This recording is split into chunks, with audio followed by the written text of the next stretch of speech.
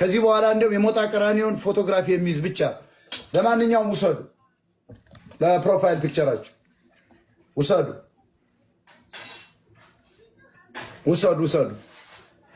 ስሞትን ማስለቀሻ ይሆናቸዋል።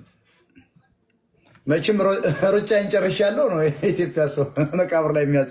አሁን የሞጣ ከሞት በኋላ ምን ሊጻፍ ይሆን ብላችሁ ታስባላችሁ? እኔ አሁን በፈለገው ቢጻፍልኝ ትክክል ነው።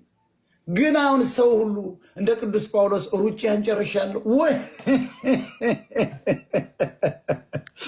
ወጉ ተይዟል።